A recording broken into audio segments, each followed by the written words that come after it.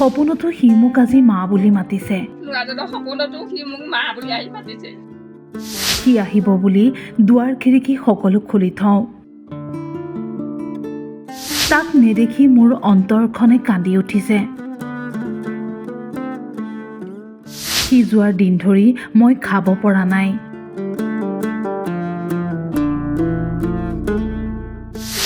ভালে কুশলে সি ঘৰলৈ ঘূৰি আহিলেই হ'ল। 6টা দিন ধৰি এইগৰাকী মাতৃয়ে কেৱল কান্দিছে। পুত্ৰক বিচাৰি কৰিছে হাহাকাৰ। দৰাচলতে নাৰায়ণপুৰৰ তৰাণীঘাটৰ এই ঘৰখনৰ পুত্ৰ 6টা দিনে সন্তানহীন হৈ আছে। পিতৃ মাতৃ পথাৰলৈ যোৱাৰ পিছতেই ঘৰৰ পৰা নিৰুদ্দেশ হয় যুৱকজন। এতিয়া ঘৰখনত নিৰুদ্দিষ্ট পুত্ৰক বিচাৰি এক শোকাকুল পৰিৱেশে বিৰাজ কৰিছে।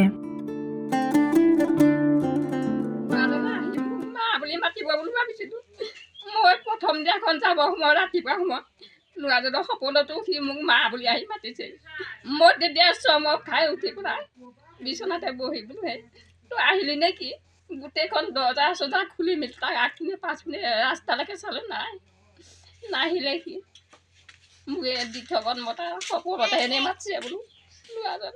এতিয়া মোক গোটেই অন্তৰখনত কৈ আছে মই আজিলৈকে সি যোৱা দিনাখনৰ পৰা অকল পানীকণকৈ খাই আছোঁ। বাহান বুলি কোৱা নাই, মোৰ পেটলৈ বাহান নাযায় ওলাই আহে।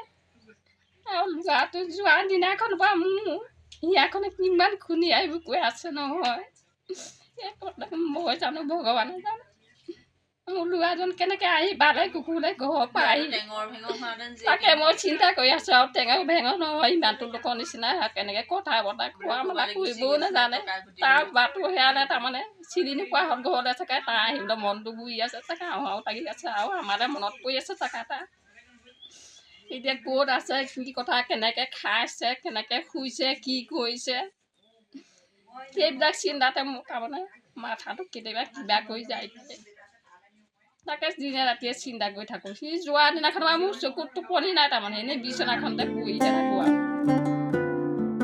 পুত্ৰক বিচাৰি ইতিমধ্যে পৰিয়ালৰ লোকে শিমলুগুৰি আৰক্ষী থানাত এজাহাৰ দিছে যদিও কোনো সুসূত্ৰ লাভ কৰা নাই।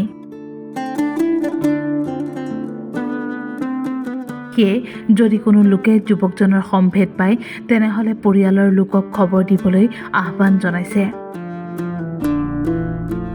পুত্ৰৰ শোকত এতিয়া ভাগি পৰিছে মাতৃ।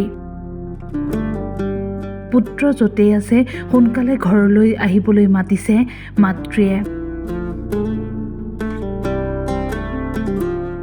নাৰায়ণপুৰৰ পৰা বিতুপন ফুকনৰ ৰিপৰ্ট টাইম 8।